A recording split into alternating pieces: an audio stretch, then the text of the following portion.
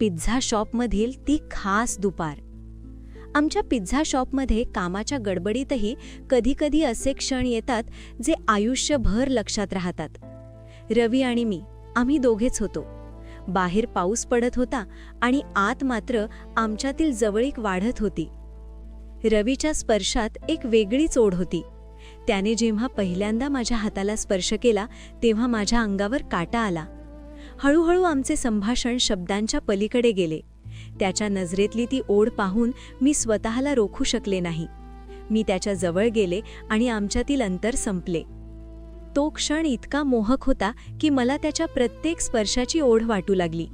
त्याने मला प्रेमळपणे जवळ घेतले आणि आम्ही एकमेकांच्या मिठीत हरवून गेलो. त्याच्या ओठांचा स्पर्श होताच माझं भान हरपलं. तो अनुभव इतका सुखद होता की जणू काही काळ थांबला होता. काही वेळाने रवीने मला काउंटरच्या बाजूला नेले.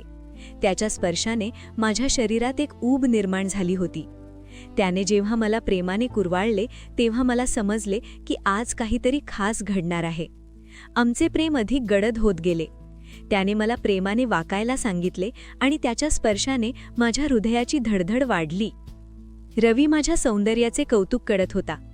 त्याचे हात माझ्या कमरेवर फिरत असताना मला एक वेगळाच आनंद मिळत होता. आमची ही जवळीक आता एका नव्या वळणावर आली होती. आम्ही दोघेही एकमेकांच्या प्रेमात पूर्णपणे बुडालेलो होतो.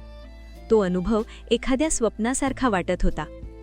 जमिनीवर पडलेल्या पावसाच्या थेंबांप्रमाणेच आमचे प्रेमही बरसत होते. त्याने ज्या पद्धतीने जवळ घेतले आणि आम्ही ज्या प्रकारे एकमेकांशी जोडले गेलो ते शब्दात सांगणे कठीण आहे. ती दुपार फक्त आमची होती. त्या शांततेत फक्त आमच्या श्वासांचा आवाज येत होता.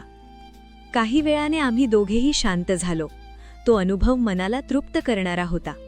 आम्ही पुन्हा आपले कपडे नीट केले आणि कामाला लागलो. पण आमच्या डोळ्यात ती एक वेगळीच चमक होती. आज रवी आणि मी खूप जवळ आलो आहोत. मला माहीत आहे की त्याचे आयुष्य वेगळे आहे, पण त्याच्यासोबत घालवलेले ते क्षण मला एक वेगळाच आनंद देतात.